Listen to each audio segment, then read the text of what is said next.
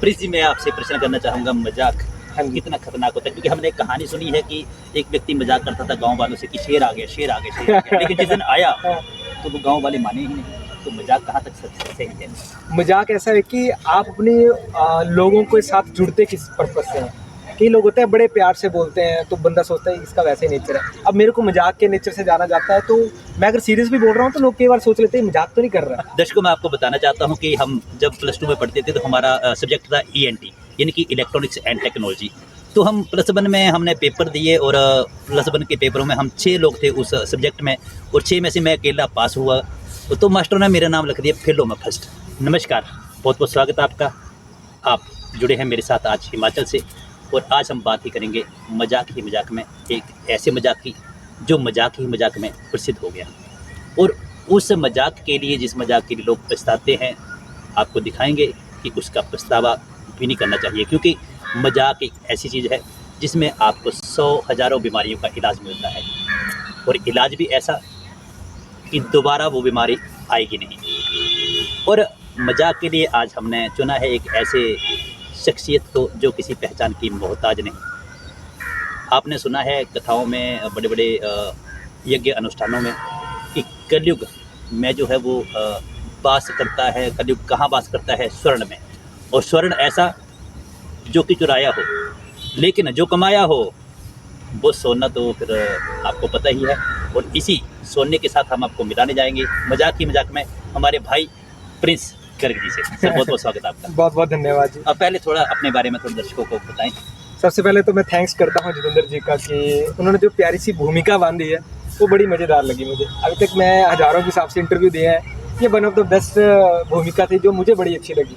क्योंकि हम हिमाचल की खूबसूरत जगह में खड़े हैं, और हिमाचल में ऐसे शब्दों का ज्ञान देने वाला आदमी मुझे बड़े समय के बाद मिला है, तो आपको बहुत बहुत बधाई और बहुत बहुत धन्यवाद। और मेरा नाम जी प्रिंस गर्ग है, और आज मुझे आप जिस चैनल पे देख रहे हैं, मैं चाहता हूँ कि इस वीडियो को आप शेयर भी करिएगा, क्योंकि बहुत सारे हिमाचलियों का प्रेम मिलता है। और मुझे मौका मिला टीवी पे आने का 2017 में। हंसाने का मुखिया कौन, एक टीवी शो आया, जिसकी वजह से थोड़ी व्याख्याता ज़्यादा हो गई।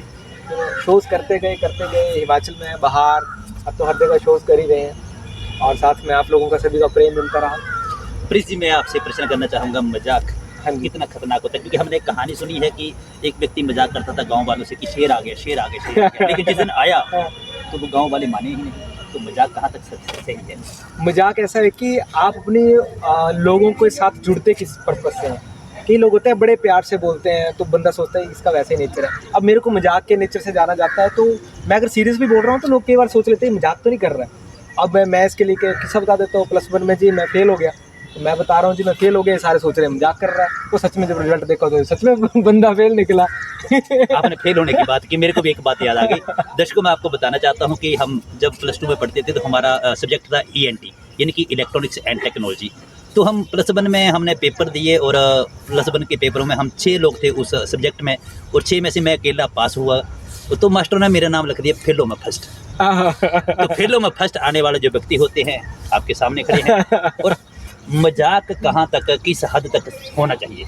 मजाक एक लिमिट तक होना चाहिए। मजाक करने के लिए आपको ज़्यादा शब्दों का ज्ञान होना चाहिए, ज़्यादा पढ़ाई होनी चाहिए, और आपको ये पता होना चाहिए कि मेरी जो लक्ष्मण रेखा है वो कहाँ तक है। अगर मैं इंडिया की बात करूँ तो इंडिया में, या पूरे वर्ल्ड की बात करूँ, तो ये जितने भी मेरे कॉमेडियन भाई देख रहे हैं उनके लिए भी नॉलेजेबल चीज़ है, और जितने भी इस विधा के लोग हैं उनके लिए भी है, आम इंसान के लिए भी है।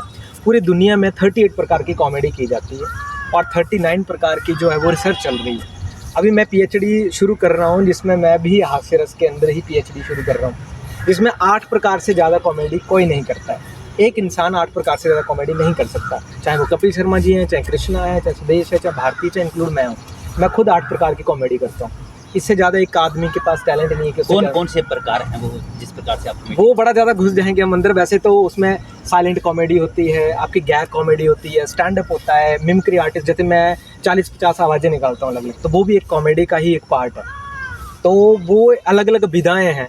एक होती है जैसे आपके 9 रस 9 ग्रह, वैसे ही इसकी भी विधाएँ हैं। उसमें अंदर घुसेंगे तो और ज़्यादा डीपली घुसेंगे, कौन से समय में क्या बोलना चाहिए। जैसे मैंने आपको बोला कि इंडिया की बात करूँ तो इंडिया में हम 2 लोगों को तीन चीज़ों के ऊपर तो आप कॉमेडी कर ही नहीं सकते। एक आप राष्ट्रपति को कुछ नहीं कह सकते, एक आप जातिवाद और धर्म के ऊपर कुछ नहीं कह सकते, तीसरा, आप कोई ऐसी बात नहीं करेंगे जिससे किसी की निंदा हो या किसी को मानहानि, बाद में बंदा केस ठोक दे। तो कुछ बातें हैं, कुछ लिमिट्स हैं, वो पढ़ के ही बंदे को स्टेज पे जाना चाहिए। मुझे पर्सनली स्टेज पे जाते हुए 19 साल हो गए, 20वां साल चला हुआ, मैं 2005 से परफॉर्म कर रहा हूँ। तो मैंने पिछले कुछ सालों से इतना कुछ सीखा है, उसमें जब समय जुतियाँ मारता है तो बहुत कुछ सिखाता है। और आज बंदों को लगता है कि नहीं, बंदा आया जो आधे घंटे में उसने रेल बांध दी, वो मेरे आधे घंटे के पैसे, आधे घंटे का टैलेंट नहीं है, वो मेरे पिछले 20 सालों की तपस्या है जो मुझे आज रिटर्न कर रही है। तो जितने भाई लोग देख रहे हैं उनके लिए भी अच्छा मैसेज जाता रहे, मैं यही चाहता हूँ। प्रिंस जी, मैं आपसे जानना चाहता हूँ, आप कमेटी में हमारे पुलिस डिपार्टमेंट को बड़ा खींचते हैं। अच्छा, तो क्या आपको उसका खामियाजा तो नहीं भुगतना पड़ता है मजाक में? नहीं, एक्चुअली होता क्या है कि जब जैसे जितेंद्र भाई हैं, ये चले गए डॉक्टर के पास। डॉक्टर को कहते हैं, डॉक्टर साहब ना मैं बड़ा बीमार हूँ यार, थोड़ा चेक करो। डॉक्टर ने चेक किया, कहता आपको ना धीरे धीरे अंदर से कोई चीज़ खा रही है। कहते धीरे बोलो, बाहर ही बैठी है। तो ये ऐसी चीज़ें ना, जब मैं उनके ऊपर ही पंच मारता हूँ, जैसे आप हंस रहे हैं तो वो भी मजा लेते हैं कि यार एक हिमाचल का लड़का आया था, बड़ा मजे लगाया उसने। तो बाद में वो बड़ा प्रेम करते हैं। पर पुलिस वालों को तो प्रेम और मार दोनों का डर लगता है। पर मैं बहुत कदर करता हूँ, क्योंकि मेरे अपनी फैमिली में कुछ पुलिस वाले भी हैं। ये बेचारे ना त्यौहार पे घर पहुंच पाते हैं, क्योंकि इनकी ड्यूटी ऐसी जगह लगी होती है। उनके साथ मजाक तो अलग बात है, पर मैं पुलिस और आर्मी वालों की बहुत कदर करता हूँ। दर्शकों, सबसे पहले तो हम पुलिस डिपार्टमेंट के लिए सल्यूट करना चाहेंगे, क्योंकि इतनी अच्छी व्यवस्था बनाए रखना, यही नहीं कि हमारे ही इलाके में, पूरे भारत में, पूरे दुनिया में, क्योंकि पुलिस का जो रोल है कहीं अहम हो जाता है। लेकिन प्रिंस जी से जानेंगे सर, कौन कौन सी मुश्किलें आपको इस प्लेटफॉर्म पे आने को स्टार्टिंग में हुई? कहते हैं कि चाहे आप पूरे दुनिया में आप जितने मर्जी फेमस, हर एक आदमी का लेवल है। जहाँ पे मैं अभी पहुँचा हूँ, वहाँ से आगे जाने का मेरा और सपना है कि यहाँ से मैं और आगे कैसे जा सकता हूँ। तो वो मुश्किलें पहले दिन से चली हुई हैं। कहते हैं अगर आपको मुश्किलें नहीं आ रही हैं तो मतलब आप मर चुके हैं।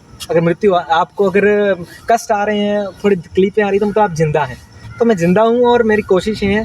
तकलीफें ऐसा है कि जब मैंने शुरू किया था तो मुझे लोगों को बताना पड़ता था कि मैं चुटकुले सुनाता हूँ, क्योंकि चुटकुले मैं हाथ पे 3 चुटकुले लिख के जाता था, 4 एक अक्षर लिख के जाना, फिर सुनाना। तो कई बार तो ऐसा हुआ, मेरे गांव में एक मेला होता है, गिरली में, मदाने का मेला। 2009 में मुझे छोटी सी ट्रॉफी देने के लिए वहाँ पे बोला था आपने चुटकुले सुना, चलो चलो चलो। आज वहाँ पे 2024 लग रहा है, मैं आज तक उस मेले में नहीं गया हूँ कभी। मैंने सोचा उस मेले में जाएंगे तो या तो चीफ गेस्ट जाएंगे या एज ए स्टार परफॉर्म करने जाएंगे। वो 17-18 सितंबर को मेला होता है, मेरे गांव वाले सारे देख रहे होंगे। किसी ने भी आज तक मुझे उस मेले में दोबारा नहीं देखा, मैं गया ही नहीं। तो ये मुश्किलें आती हैं। एक और बात जानना चाहेंगे प्रिंस जी, क्योंकि अक्सर सुना गया है, अक्सर देखा गया है, महसूस किया गया है कि जो व्यक्ति ज़्यादा मजाकिया होता है, हाँ, उसके पीछे बड़ी सीरियस लाइफ होती है। क्या बिल्कुल ऐसा सच है? बिल्कुल, क्योंकि हंसाना दुनिया का सबसे मुश्किल काम है। ये मैं भी कहता हूँ और दुनिया के बड़े बड़े कॉमेडियंस भी कहते हैं, हर कोई कहता है। रीज़न क्या है कि आपको किसी को लाफ्टर लाना है, 30 सेकंड का पंच बनाना, उसके पीछे आपका जो प्रयास है, उतनी सारी मुश्किलों का सामना करना पड़ता है।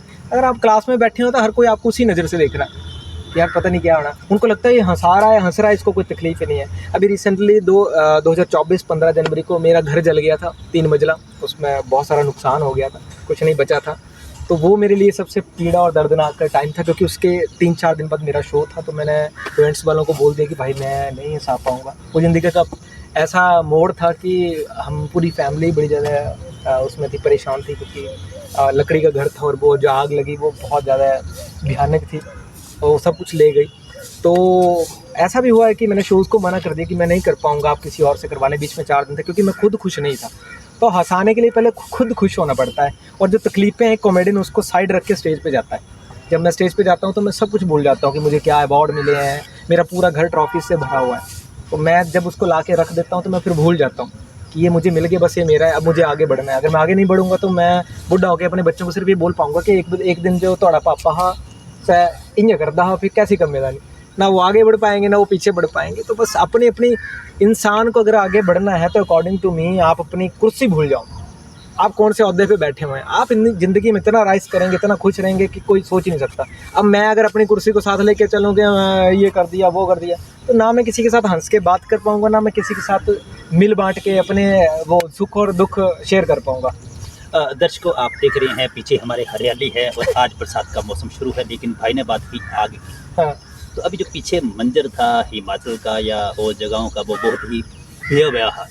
वो देख के ही डराने वाला था। जहाँ से भी गुजरते थे वहाँ एक अजीब सी घुटन महसूस होती थी, अजीब सा एक अग्नि का एहसास होता था। तो उस आग से बचने के लिए प्लीज जी हमें क्या करना चाहिए, किस प्रकार से हमें जंगलों को बचाना चाहिए, किस प्रकार, क्योंकि कई जगह देखा कि जानवर जल चुके हैं, उनके बाल बिल्कुल जल चुके बिल्कुल। हैं। क्या कहना चाहेंगे दर्शकों को, विशेषकर आग के ऊपर? मैं ये कहना चाहता हूँ, क्योंकि ये जो भी काम करते हैं पहले तो उन सभी से रिक्वेस्ट है कि आप प्लीज़ ऐसा ना करें, क्योंकि उसका नुकसान क्या है वो हमें और उनके बच्चों को ही भुगतना है। क्योंकि अगर हम किसी और को मार देंगे तो हमारा भी निश्चित है हम भी एक दिन मरेंगे।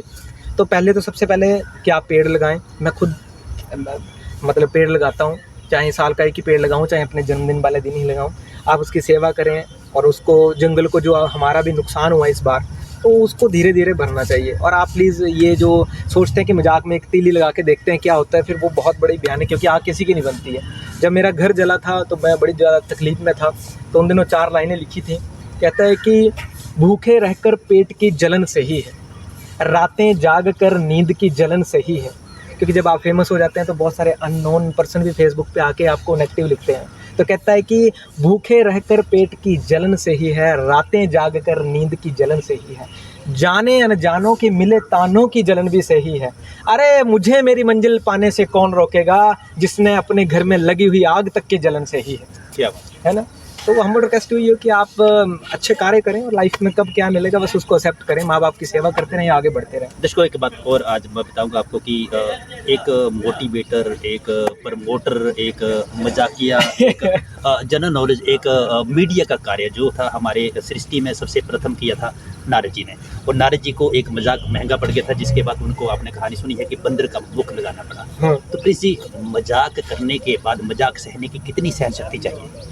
बहुत ज़्यादा है। मेरे ऊपर तो उल्टा केस हो गया था एक बार, बच गया। मैं लुधियाना गया था शो करने, जगह नहीं बताऊंगा वरना बहुत सारे लोग वहाँ पहुँच जाएंगे। 2018 की बात है, और जब मैं था भी थोड़ा बच्चा, तो मजाक में वहाँ पे किसी ने ऐसी चीज़ बोल दी। उस दिन के बाद मैंने कॉमेडी को बड़ा डीपली पढ़ना शुरू किया कि मुझे किन किन दायरों में रहना है। तो वहाँ पे तो भाई साहब बेचारे सारे जो कमेटी कमूटी तो सारे चिट्ठा लेके आ गए थे इतनी बड़ी। तो महंगा पड़ता है। मेरे से आज भी बहुत सारे लोग नाराज़ हो जाते हैं कई बार, क्योंकि हम तो अपने फेस से, जब मैं बोल रहा हूँ स्टेज पे तो माहौल बना हुआ है। भाई साहब ने तो मुझे लाइव सुना हुआ है, मैंने 1.5 घंटा परफॉर्मेंस किया था आपके जब शहर आया था। तो जब हम मजाक कर रहे हैं तो हम उस मूड में, मुझे नहीं पता सामने वाले का साले का जो ब्रेकअप होके बैठा हुआ है, मुझे क्या पता, मैं तो उसको बोल रहा हूँ मजाक में। तो कभी कभी वो महंगा पड़ जाता है, वो हमें एक्सपीरियंस सिखाता है। अब कलयुग लगा, बंदर का मुंह तो नहीं लगा सकते, लेकिन वो फेसबुक पे आके लगा के डाल देते हैं, तो ये महंगा पड़ जाता है कभी कभी। तो उसके लिए पढ़ना पड़ेगा, सीखना पड़ेगा। चलिए गर्ग जी, आपका बहुत बहुत, कोई विशेष संदेश आप दर्शकों को देना चाहते हैं? मैं सभी दोस्तों को ये संदेश देना चाहता हूँ कि घोर कलयुग लगा है, और आप अगर चाहते हैं कि आप जल्दी कामयाब हो तो एक सूत्र दे रहा हूँ जो मैं अपने लाइव शो पे भी कहता हूँ, यहाँ पे भी कह रहा हूँ कि आप मंदिर जाएं ना जाएं कोई फ़र्क नहीं पड़ता है। आपके घर में माँ बाप हैं, वो जिंदा जागता भगवान है। आप उनकी सेवा करें और उनकी आदर खातिर करें, उनके साथ रहें। आप बाहर नौकरी करते हैं कोई फ़र्क नहीं पड़ता है, आप उनको साथ टच में रहें, उनके साथ रिगार्ड करते रहें, उनके साथ प्रेम करते रहें। फिर मंदिर जाएं ना जाएं आप जल्दी कामयाब हो जाएंगे। बस मेरी तरफ से बहुत अच्छी बात प्रेस जी ने बताई कि मातृपितृ ऋण होता है, देव ऋण होता है और ऋषि ऋण होता है। उन सभी से मुक्त होने के लिए माता पिता की सेवा करें। और दूसरी बात, कौन कहता है आसमान में छेद नहीं होता? एक पत्थर तो तबीयत से घर की तरफ उछालो यारो।